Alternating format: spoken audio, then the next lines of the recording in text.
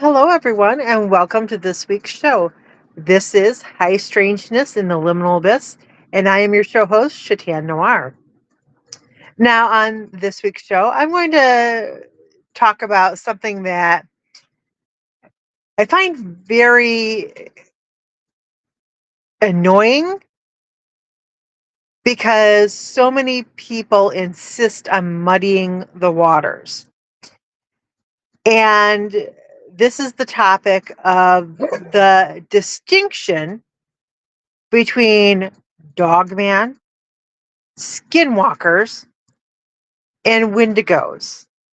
Because a lot of these podcasts that are out there, these creepypasta podcasts, like to lump them all together so that they have something to talk about. But there really is a separation between dogman, skinwalkers, and wendigos. And I think it's very annoying as a cryptozoologist when I hear these creepypasta show hosts mixing things together and stating that, oh, a dog man is a wendigo. No, it's not. So dogmen are bipedal canine creatures that stay canine creatures their whole life. They don't transform from human to canine with magic or the different cycles of the moon. They are dogman their whole life. They are a apex predator. They are out there in the woods, mountains, forests, everywhere. People have reported them all over the world, just like the Bigfoots, they have reported all over the world. Now, skinwalker. A skinwalker is a Native American shaman that chooses to use dark or negative magic and uses it to hurt people. According to different sources of Native American culture that do talk about the subject, in order for a skinwalker to get their powers, they have to kill somebody who is very close to them, a loved one. And if that's not provoking and calling forward dark magic or evil magic, then I don't know what is. Now, lastly, the wendigo is what I call a parasitic entity that's always looking for a human host to overtake. And signs of the wendigo are somebody having a insatiable hunger to the point where they are eating anything around them, including becoming cannibals, including eating their fingers, their ears, their nose, their lips. And the wendigo also goes back to Native American legends and storytelling, and is something that the Native Americans discuss, but they don't discuss it with everyone. Just like the skinwalkers, this is information that they don't want everybody running around talking about. And unfortunately, it's out there. And the thought behind that is when you talk about the wendigos and you talk about the skinwalkers, you draw them to you.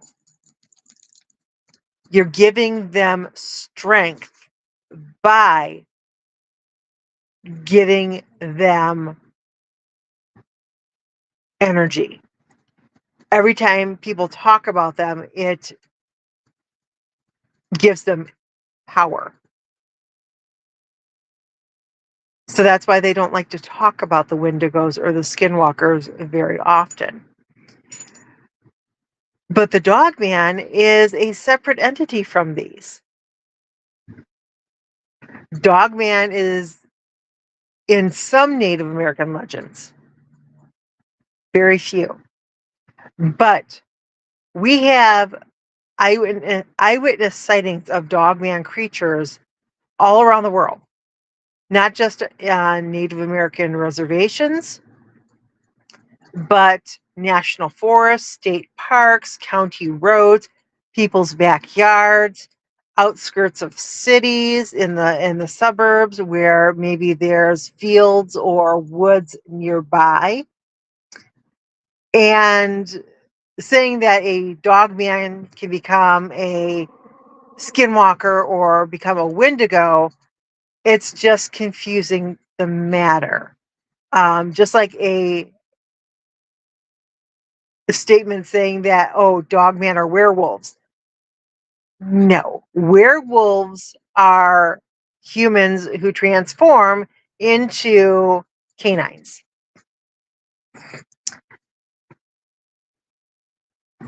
Other than the Native American magics that are very diverse and very powerful, it's literally impossible for a human being to transform from human shape to a canine shape and then transform back. It's just impossible to do. Werewolves and the Wolfman are Hollywood folklore or Hollywood made up monsters that legends exist because back in France there was the Rougarou, which they talk about down in Louisiana, or the lichens, and people had this fear that human beings could transform into these canine type creatures on a full moon. But that was essentially a myth, a legend created to cover up a very real horrifying act that was happening, and that was in the French countryside. There was a serial killer who was killing women and children and eating them. And a lot of these killings they tried to explain away as being this werewolf creature, this lichen that, would come and transform from human to canine and kill these people. Also at that time, there was a French king who had a exotic animal menagerie. And it's recorded in the menagerie records that a hyena got loose. So you have a hyena and a serial killer roaming the French countryside, killing without prejudice anyone, woman, child, male child, female child, did not matter. And in both accounts, being, that they were being consumed. So our legends of these werewolf creatures, these lichens, come from France. But that legend is to cover up a actual atrocity that was happening in the French countryside, because every day people, village people, townspeople, we're not going to be able to understand that there's another human being out there that thinks that it is acceptable to kill and eat other human beings. That was something that during that time in civilization, people just were not going to be able to grasp and understand that. Similar to how in modern day We know that there's UFOs. We know that there's Bigfoots, but the government tries to dismiss it as something else. They don't want to panic. They don't want people freaking out and um, causing riots or anything like that. The same can be said about the French government of covering up these killings that happened. So, to state once again, Dogman is Dogman. It is a canine creature that stays canine 24/7, every day of the year. They can walk bipedally, they can walk on all fours, quadruped.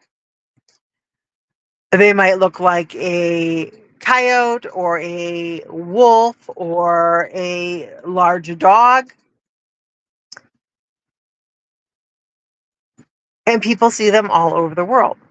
A skinwalker is a Native American shaman who has access to different animal pelts that they, with their magic, can somehow use it to become animalistic and carry out whatever deeds they're going to do.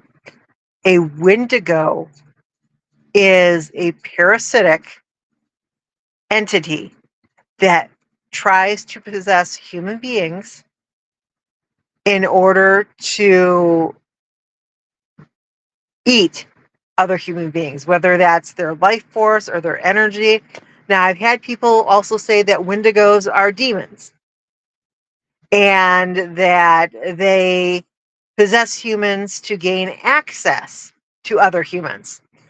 But I've also had people say that Wendigos are demons that possess animals.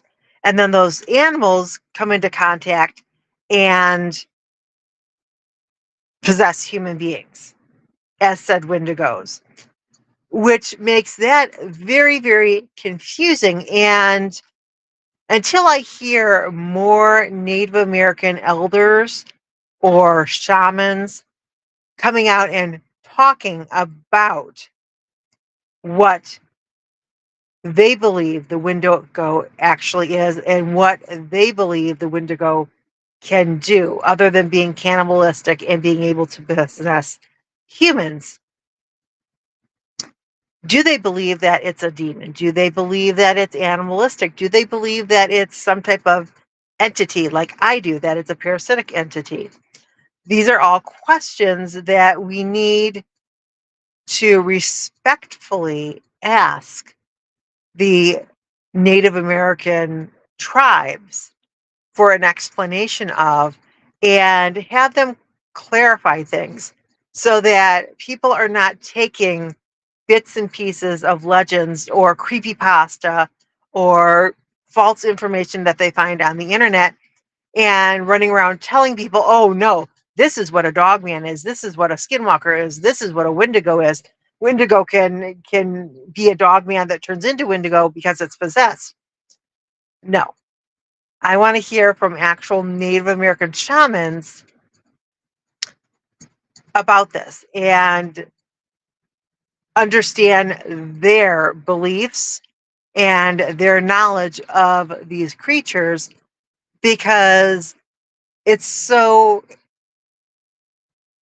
finely tied in with their cultures and their knowledge and their storytelling that they are the ones to go to for the answers to all these questions. And I would love to talk to one of the Native American elders or shamans and get an explanation of what they believe is going on with these Wendigo, Skinwalker, Dogman reports. So that's just my opinions and me trying to clarify to the general public the difference between Dogman, Skinwalker, and Wendigo. And hopefully we'll get some answers soon. But until next week, please go out and explore this world and be careful when you're out there. And I will see you next week, and stay curious out there. Goodbye.